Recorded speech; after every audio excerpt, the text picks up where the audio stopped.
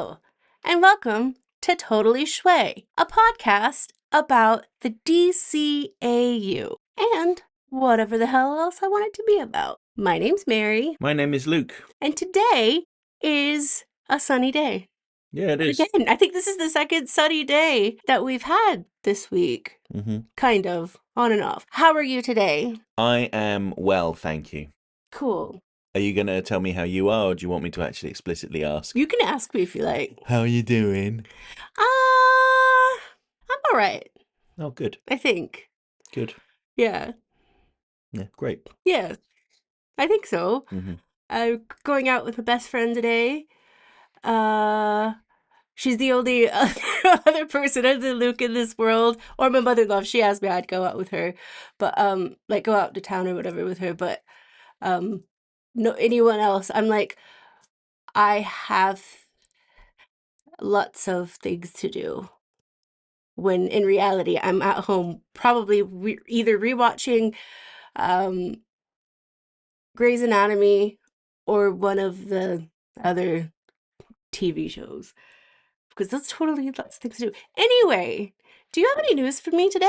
Well, just one little tiny piece of news. People that listened last week may recall we talked about Upper Deck's Batman the Animated Series trading card set that was coming out, and we weren't certain when it was being released. Oh, wait, have you seen?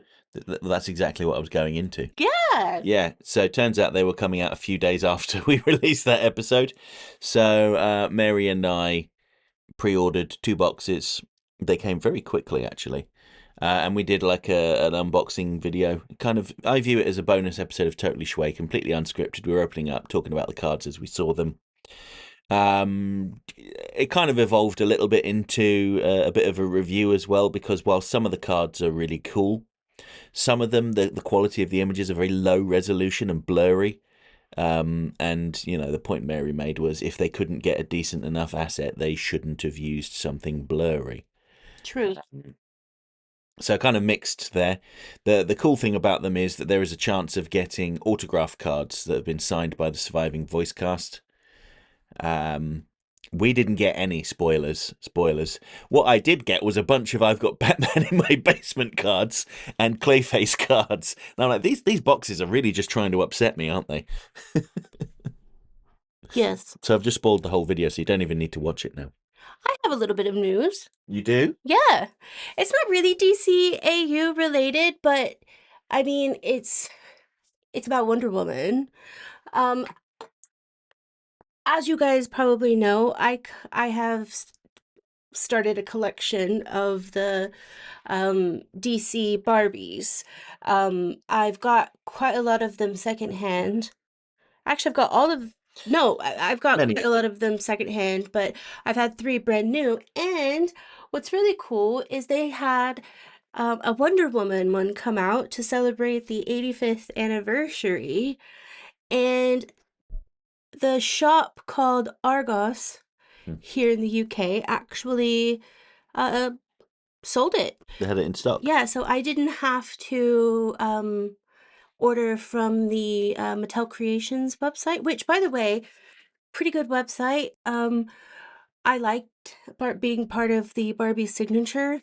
I think it was for about a year, but I have to be honest with you, I forgot about it and I didn't look at it as much as I should have. So I ended up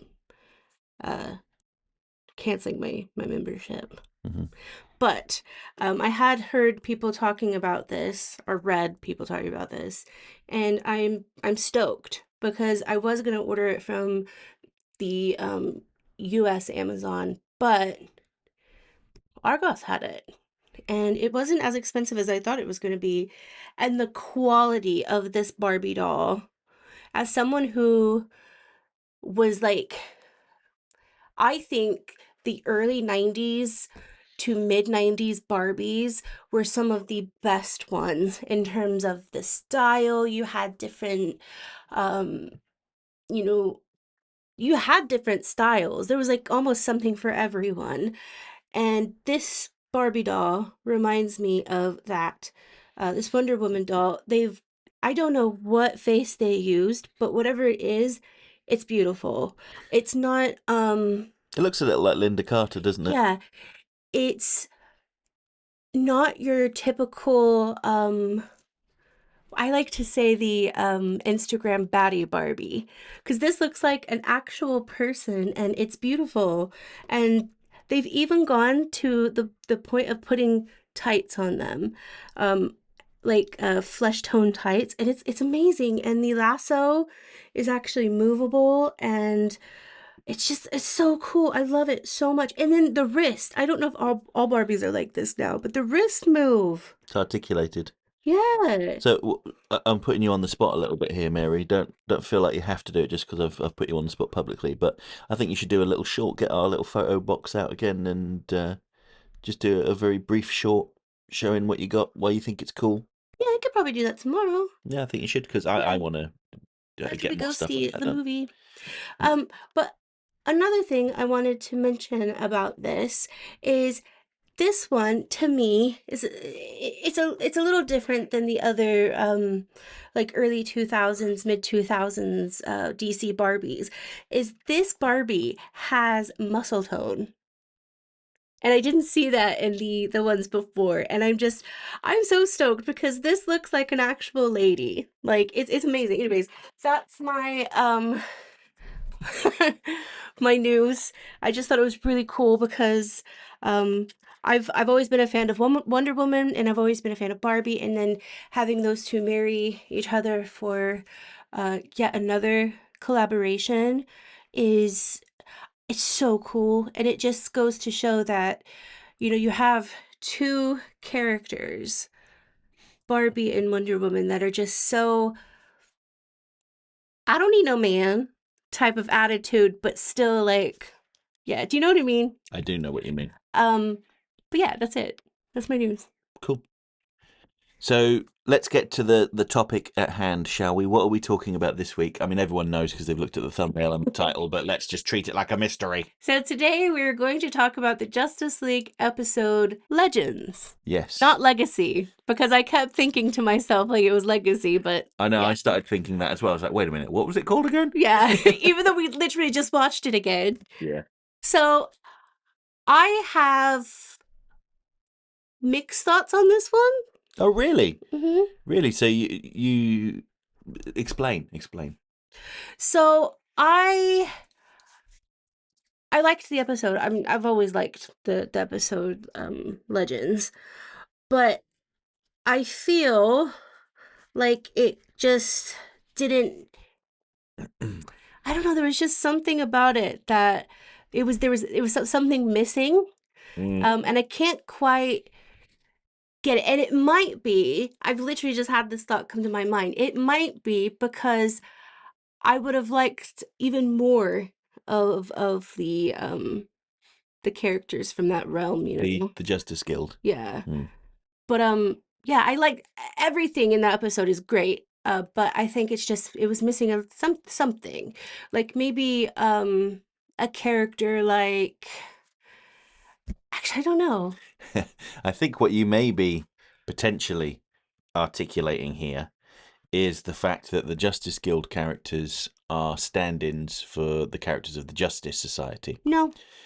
It might be because it's the I've already forgotten their names. Like the Green Guardsman, that was his name. He's obviously Green Lantern, the Golden Age Green Lantern. Yeah, I know. Red Yeah. suit. Catman is Wildcat, etc. And Wildcat turns up I in see Justice what you League mean, yeah. Unlimited. But what I'm saying is like I think maybe there should have just been something that was like actually from, the either from one of the old shows or from the old comics, an actual character that had been very, very, very prominent. Like uh I can't even think right now. Or they could have put the Condiment King back in there. Well, the reason why they didn't use established Golden Age characters, I mean, I'm making an assumption here that everybody knows what we're talking about with this episode. Should we give them a very quick synopsis? If you want. I'll give them a very I'm quick sure that synopsis. anybody and everybody's going to totally understand everything that I say. They had better. They won't. So, okay, so the episode opens with the Justice League fighting a big green and purple robot, and literally they're going, "Oh, who could possibly be behind this?" Well, green and purple's Lex Luthor's thing. And then the Justice League kind of destroy it. It's going to explode. The Flash tries to absorb the explosion to stop it from killing his colleagues. Mm-hmm. And the force of the explosion and the energy from the Flash somehow opens up a portal to another dimension, and they all get transported there. And this in this other reality, it seems like it's still the 1950s, even though it's the present day. It's all very much an homage to like the golden age of comic books, where the villains had very simple motivations, all like two-dimensional characters. Everything's presented like 1950s Americana, basically. And there is a team of superheroes there called the Justice Guild of America, who are characters in the DC animated universe. They are comic book characters. And Martian Manhunter suggests that the writers of those comic books might have been vibrationally aligned with this universe, and they were just documenting the events of the Justice Guild's lives rather than coming up with stories, off the top of their head. And they very quickly realize that all is not what it seems in this world, because, well, they stumble across the Justice Guild members' graves for a start. Mm-hmm. And so they try and figure out what this mystery is. Now, the mystery is that, or the answer to the mystery is, I should say, is that there was nuclear war in this world, and the city was destroyed. And one of the residents was mutated into this weird psychic guy who he couldn't handle his reality, basically. And so he kind of retreated into his childhood and recreated the fantasy world from the comic books he loved. Or I should say, excuse me, he retreated into his childhood, his youth, when the Justice Guild were around and everything seemed pure and innocent. What that meant, though, for everybody else is that they were forced to play along with his fantasy. So you had the ice cream man who had spent 40 years driving around in his ice cream van, never actually selling any ice cream. Or the two police officers in the town, forced to just constantly be very worried about whatever drama was going on, whatever Yeah. threat had risen up, whenever anyone got close to figuring out what was going on. And yeah, so these, I think I mentioned this earlier. I think I did. Yes, I did. These characters are based on the characters of the Justice Society, who were like the very earliest superheroes published by DC back when they were National Comics. So they had the Flash, Green Lantern, Black Canary, Wildcat, probably Atom Smasher. I think that's who. I've forgotten his name now. Tom something. Mm-hmm. It's probably Atom Smasher. Someone will correct me if I'm wrong. I'm sure they will. But the reason why they weren't allowed to use them, or DC didn't approve their use, is because of the twist in the episode. They were dead, and they didn't want their golden age vintage characters, who were still being used in the comics, to essentially be killed off, and the public's perception being that they were deceased. It's kind of I would say it's a foolish decision, because these cartoons don't, and these shows, they don't always define characters for a generation or beyond. Sometimes it happens, like with Batman the Animated Series, and to a lesser extent Superman. But how many people reference characters from the Batman or the Brave and the Bold? Have those shows influenced the public perception of these characters just as much? I'd argue that even Justice League, and to a lesser extent Justice League Unlimited, didn't really impact the public's perception of these characters very much. Speak for yourself. Yeah, but anyway, that's the the backstory behind why these characters were the way they were. I've literally, as you were talking, I think I have figured it out Okay. a bit more of what I think is missing. I think it should have been a bit more with the characters. I think that's what I mean. Not that it has to be all of the characters from like the old comic books or whatever. I would like to have seen at least one. Mhm. But I think it's more I wanted more from those characters because I wanted it to be like the campiest of camp and all of that. It was still really great. Mhm. Love it. But you know me, I love a good camp moment sometimes. Yeah, I mean, I know what you're saying. I Mhm. know what you're saying. I think at the same time, it was very much an accurate reflection of how those classic comic book stories were, Mhm. because the characters weren't three-dimensional characters. Most of them were, frankly, one-dimensional. I am good. I will fight bad, and that was basically all there was to them. Yeah, and then I guess you also have to remember that it's coming this is a realm coming from someone's mind, and Yeah, it's the idea of those characters, not necessarily those actual um heroes in that realm, because yeah, obviously the heroes are dead, but it's that person. yeah. That's a very fair point. Yes, I've already forgotten that we only watched it the other day, and I've Hmm. already forgotten the character's name. The person responsible. Hmm. What the hell was his name? I'm gonna call him Little Billy, but that's not his name. Mary's gonna look it up while I stall for time. Um, but yeah, it's all his like hazy recollection of who these people were, which is why they are so one dimensional. Um, and they kind of adhere to the morality of the time. Things like let the men talk while the ladies go make cookies or something like that, or oh god, what was the thing the guy says that the Flash stand-in says to Green Lantern? It's like, you're a credit to your people, son. It's like, that feels like a backhanded compliment right there. Ray Thompson is his name. Thank you, Mary. You were right with the Tom thing. Yes. Well, I said Billy. Oh, I thought you said Tom. No, that was See, the other and guy. now we all know why I can't remember names because I just make them up in my head. And doesn't listen to what I say. Just pretends I said something else. What were you talking about, Batman? Yes. Um, yeah, I liked the twist in this. Yeah. I really did. It was very reminiscent of I cannot remember what soap opera it was when it was all in like Dallas, where it was a dream. it was all in this kid's head Oh, okay. or this person's head. Um was Dallas a dream? No, it wasn't Dallas, was it? No. It But was yeah, one of them where there was someone had been killed in an earlier season, and then they came out of the shower. Was that Dallas? I don't know. I have no idea. I never watched Dallas. Mm. Wasn't my thing. Although Joan Collins, amazing. Hmm. Don't know what she does right now. She's amazing. Um, yeah, it reminded me of that show, and it was just, it was fun. It was a good episode all in all, even though I think it was missing something.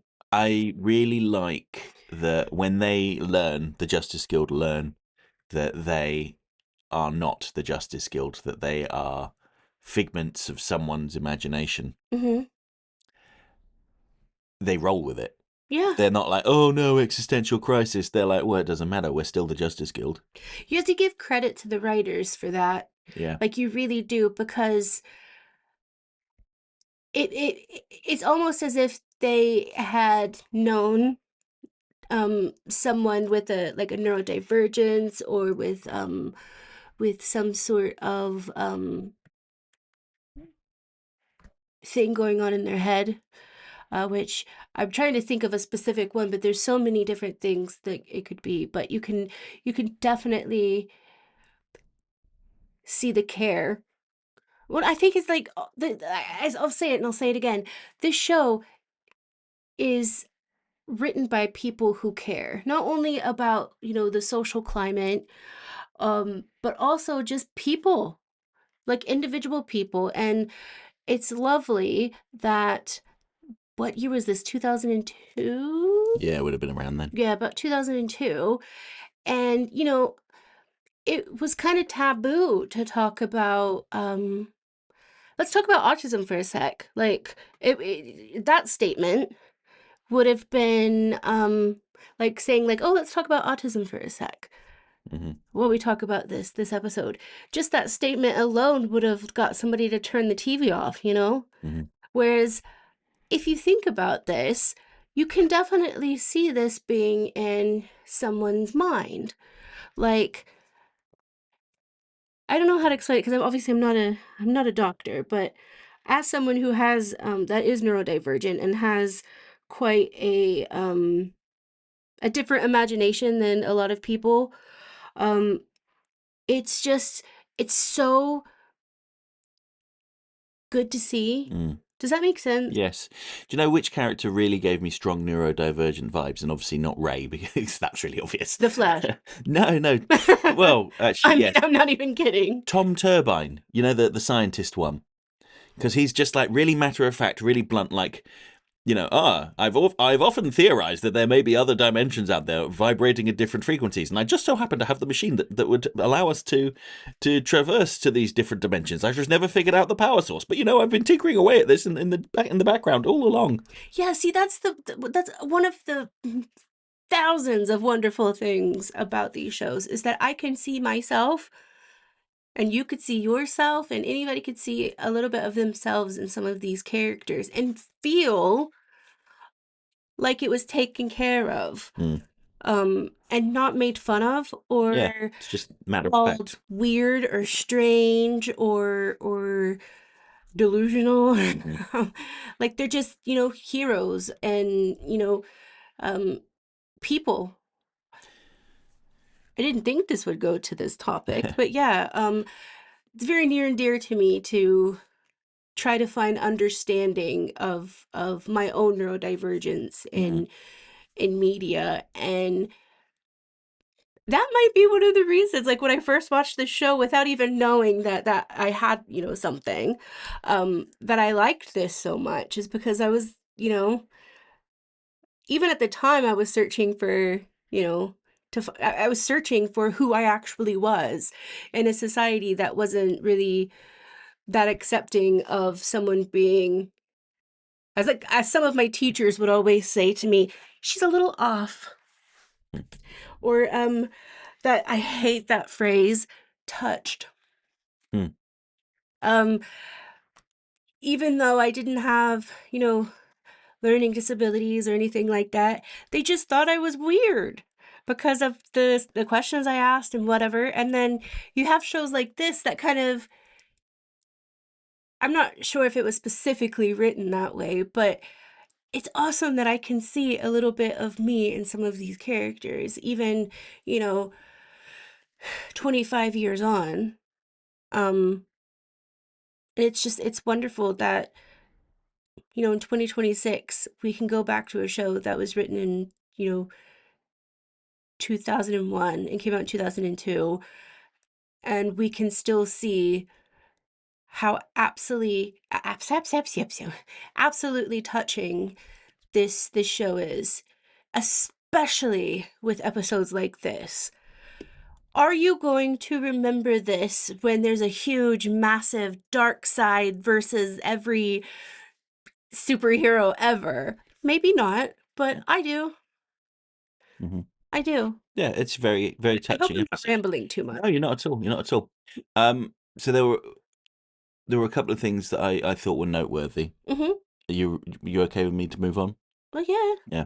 So the final episode is at the ending, after the ending, when the credits roll. It's dedicated to the memory of Gardner Fox. Now, Gardner Fox was a writer at DC during this time period, and he created a lot of the superhero characters. Mm-hmm. He co-created the Justice Society of America and the Justice League of America, and he was also the writer to popularize the idea of multiverses in comic books. I think there was an issue with The Flash. There's a famous cover where there's like someone saying, "Help me, Flash, I'm in trouble," or something like that. You see them from behind, and you see the Flash running towards them. But there's two Flashes running towards them. There's the Golden Age Flash, Jay Mm-hmm. Garrick, and then there's Silver Age Flash, Barry Allen. And they say, "Don't worry, I'm coming," or something like that. We Um, love. We love. yes, yeah. And that was the story that popularized the idea of the multiverse and different dimensions vibrating at different frequencies and so on and so forth. Yeah. And it's I find it really I'm not sure what the word is. I'm going to say fascinating. I will say fascinating how these sort of 1950s 1960s comics really leaned heavily into theoretical physics. And a lot of it just seems like weird science fiction, and I suppose it still is in a way.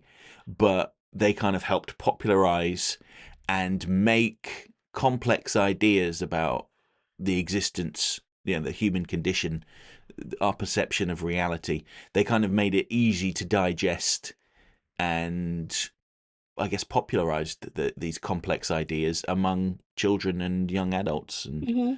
I think they don't always get a lot of credit for that. Yeah, it's a very different world, in part because of things like that. Yeah. And at the same time, while they are, they introduce very complex ideas. I touched upon this earlier, but the plots are very simple. Like the whole plot for this episode, like the surface plot, I should say, is the Injustice. What are they? The Injustice Guild. Their evil counterparts are stage a competition between themselves to see who is the greatest criminal, and they target um, valuable items that are themed to the four elements. So there's like a fire ruby is stolen, a vintage airplane, like the first airplane is stolen, and I really like. I really like. So it's what is his name? The music master, I think his name is, who's Stole the stolen. Stradivarius. Yes, well, he's stolen this early plane made of what looks like wood and paper, and Hawk Girl's like, "I'll stop him," and is ready to smash the plane. And the Green Lantern stand in Green Guardsman, I think. He's like, "Stop! You can't do that. You'll destroy our nation's history." Which really makes it quite challenging to stop the Music Master. Because they don't want to, destroy a valuable historical artifact. And I think it really kind of shows the difference between someone like Hawkgirl and these golden age heroes. Very moral, I will destroy you with my nth. metal. Yes, that's what I'm saying. Her nth, you know. hmm But I thought the Injustice Guild were made up of some interesting characters. Like there's the magician in Sir Swami, the music master, who I keep wanting to say the music maestro, who's a villain from Batman: The Brave and the Bold, voiced by Neil Patrick Harris, who does a sing along episode. Funnily enough, I think did Neil Patrick Harris voice Ray? Yes, he did. Ray Thompson was voiced by Neil Patrick Harris, so there's another connection. And then they have the sportsman, who is, he's basically the sports master. Yeah. Um, and Dr. Blizzard, who is basically Mr. Freeze or Captain Cold, if you like. Captain Cold. Any ice themed villain, and it's just a really. I don't think it would be unfair of me to say that the first season of Justice League didn't quite hit the mark. I don't think. They very deliberately went out of their way to tell less complex stories that were more suitable to a younger audience. And I'll share an anecdote from Stan Berkowitz, one of the writers on the series. He shared this anecdote in his book Beyond the Bat, and how he was at a dinner for Emmy Award nominees. And at the bar, he met the creator of Mad Men, whose name escapes me at the moment. And they were discussing, what awards they were up for, what they had done. And when Stan mentioned he was up for an Emmy for Justice League, the creator of Mad Men's eyes lit up, and he was like, "Oh, my wife and I watched that with our kids. We love that show so much. It lives on in their memory. We would actually play together and like recreate the events of the episodes. And I'd be Superman, the kids would be Batman, etc., etc." And Stan asked him, what his favorite episodes were, and he listed off all of the episodes from the first season. And then Stan asked about later episodes where it perhaps got a bit more morally complex. And his response was that, oh, our kids didn't really like those episodes, so we just focus on the first season. And Stan talks about how perhaps they had made a mistake by pivoting towards more mature themes and complex topics, like the war on terror, for instance. When I talked to Stan about this, I was like, no, you did not make a mistake. You absolutely did the right thing. And I joked to Mary because we were talking about Mad Men for some reason. And I shared that anecdote with her and said, well, that guy, he's in my bad books now for making Stan doubt himself. But the point I was trying to make is that this is an early, well, I should say a later season 1 episode where it was slightly more complex than the stuff that had come before. Those earliest episodes in season 1 were very much adventure fare. Secret Origins and I don't know, The Brave and the Bold. Those ones, in my mind, are more like traditional action adventure cartoons, heavily inspired by the comics, of course, and other sources. But that they don't quite hit on the same level as something like, A Better World, for instance, with the Justice Lords, or pretty much the entire Cadmus arc in Justice League Unlimited. I mean, it really, if you compare those earliest episodes of Justice League to, say, something like Epilogue, it's like night and day. But that doesn't mean that Justice League's first season is bad. Of course it's not. There are no bad episodes in Justice League. It's just less complex. There's less food for thought. There's less to talk about, I think. But I'd probably say that Legends is an exception to that rule. It's really what I was trying to get to. Yeah. You said it all. You said it all. Every single word possible in the English language, I said them all. So if you could rate this out of 10, what would you rate it? Good high 8. Yeah, I'd say about 7.5. Now we're splitting hairs. Yeah, as always, that's me. And the reason I would give it a 7.5 is because, like, that thing I think is missing. Mm-hmm. Because I think something is missing. That's what I meant to say. And I don't know, 7.5. Yeah, it's a good score. If people always treat, like, 7 out of 10 as like, oh, that's bad. Well, No, no, it's it's not. not. 5 is like, this is perfectly average. This is fine. Well, another reason I'd say 7.5 is because there are episodes in this show Mm-hmm. that are 10. And, like, they are 10 Mm-hmm. because 10 is 10 is 10. Whereas there's also 8s Mm-hmm. that are still really freaking good, but they're not a 10. Yeah. But a 7.5, sorry I interrupted you, but That's a 7.5 for this show still beats a 10 out of any other show. Yeah. Yeah, I can agree with that. I can agree with that entirely. Because I don't think there's an episode in Justice League that I skip over, other than the ones with in the DCAU we're talking about, unless it's like Toyman Mm-hmm. or like a Ventriloquist. big part of Ventriloquist and sometimes Toyman. Mm-hmm. Just because they creep you out. Yeah, not because they're of it bad, because they're really great episodes, but I can't. It's an actual phobia, even if it's animated. Yeah. I'd rather have a tarantula crawl over my face. I was going to say that could be arranged. Like, no, it can't. I don't want a tarantula in this house. Thank you very much. Oh gosh, Gilly would befriend it so quickly and then accidentally hurt it. Mm-hmm. Don't tarantulas scream? I think they screech, yes. Oh, poor babies. Mm. I don't really.